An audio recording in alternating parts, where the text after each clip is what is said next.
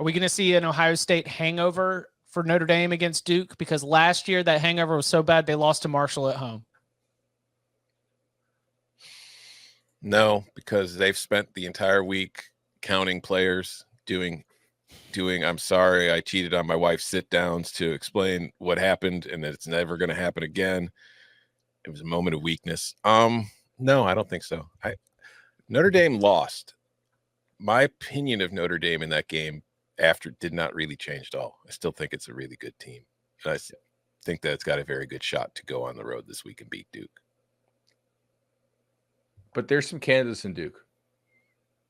Mm-hmm. In that, like, Duke does not generally beat itself. Yeah. Duke is going to make you come out and take it from them. You know? Notre Dame has not been able to hit explosive plays with its outside receivers. Okay. Clemson, a similar team, unable to hit those explosive to the outside receivers. Duke largely handled them. Clemson would move the football, but they wouldn't actually punch it in. I think Notre Dame can be a much better red zone team than Clemson due to some of the physicality, the run game, etc. But I mean, look, this Duke, I think Duke has the better quarterback in this game. Woo. People will get mad about that, but I'm taking Riley Leonard over Sam Hartman. The problem is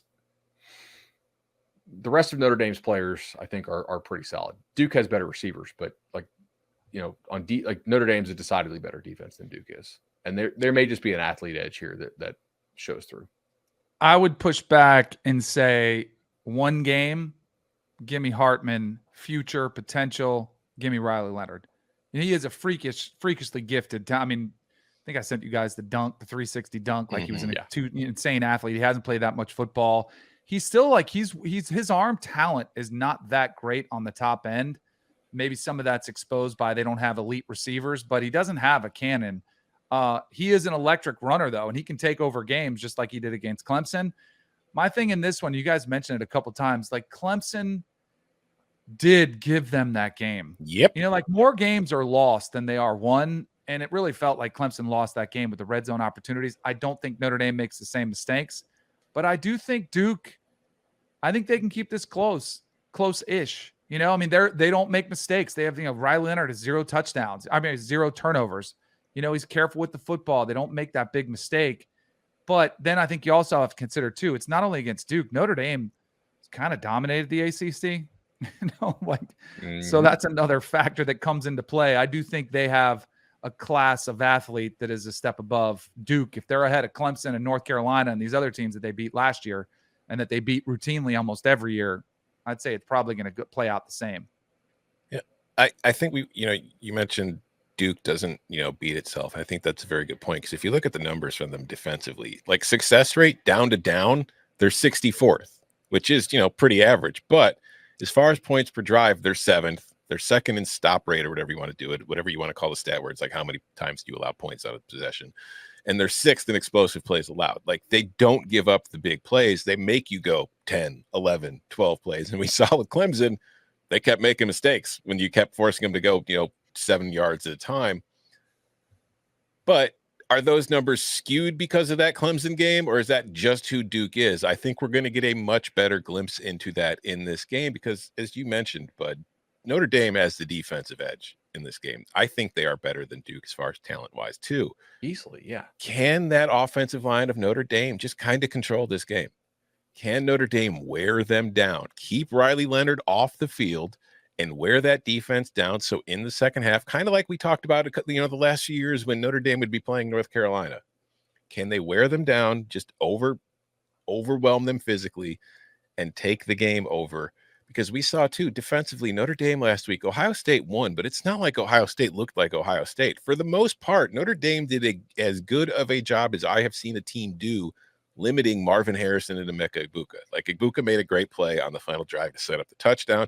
Harrison got his catches at some point, but for the most part, those two were minimized as well as you can minimize anybody. Duke might have better receivers. Notre Dame's got far better corners. And if they can slow those guys down, I don't know what Duke is going to be able to do. Like Riley Leonard is going to have a spectacular game. He's probably going to have to run for a lot of yards, I think, to give Duke a chance to win this game. I like the Irish. I know that they're coming off an emotional big game. I think they're going to go on the road, win, and cover. I think this could be a 2-score game. You know, ifs, buts, candies, nuts, and all that. But it's the Henderson touchdown run, Trevion Henderson's touchdown run, the huge Ibuka play at the very end. Like you remove like 3 plays from Ohio State's offensive production, and Notre Dame kept what we believe to be one of the best offenses in the country 100% in check. Irish And they good, felt like they Mhm. lost that game. I mean, speaking of the Clemson-Duke game, it felt like Notre Dame lost that game. I felt like the broadcast was already moving on. You know, like it was like, oh Mhm. yeah, you know, Yeah. like, the game's over, everything's good. I mean, they were outcoached.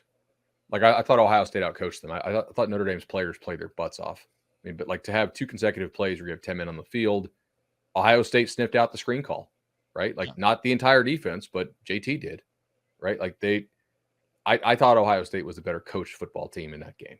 Like, and I thought Notre Dame staff kind of let the players down a little bit. Not a ton. It was a close game against a really good Ohio State team. Notre Dame's still a really good team. Really That's good. on Lou Holtz, though. So. That's definitely on Lou that's Holtz. true. Last time, Hold on. Did you see Lou is still going at him?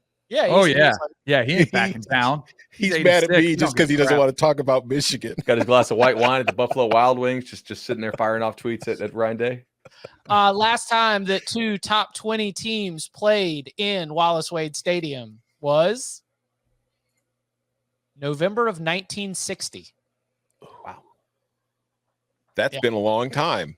Big game. And to your point, you know, Danny's sitting there rocking the North Carolina shirt right there. It reminded me, I believe it's the 1997 season. Early college game day is showing up. It is, you know, 1997 is the last time North Carolina was 4-0. Florida State's coming to town. Kenan Stadium is absolutely rocking. You're there early. And by the end of the first quarter, we knew who's who and what was what. The line of scrimmage was absolutely dominated. And all of your all of your hype about this 4-0 start just gets slowly crushed in a 20-3 loss. There's just like slowly squeezing the life out of you. And I have thought that in my different ways that this game could go, it could be something similar with Notre Dame going to play Duke, where they just lean on them the entire game. You know, the last time they were like this, like the 95 season was my senior year. They were really good. And they came to Tallahassee, I think undefeated, like mid-October. They might have been 6-0 or something like that. And it was, you know, they were good. And then we kind of Same put thing. down we clamped down on it a little bit. It's like, oh, that's cute that you were the best player in Scotland County. You know, like, Right. you know, oh, cool. Like, here we go. I'm one of the best defensive linemen in the country. Womp. You know what was cool? Only time this ever happened, Fred Goldsmith was the coach at Duke. Sent me a handwritten letter after the game saying, like, congrats, you're a great player, great game. Never had that ever happen since and before then. It's a pretty classy move. Nice. Duke guys, they know how to do it. Yeah. The classy types.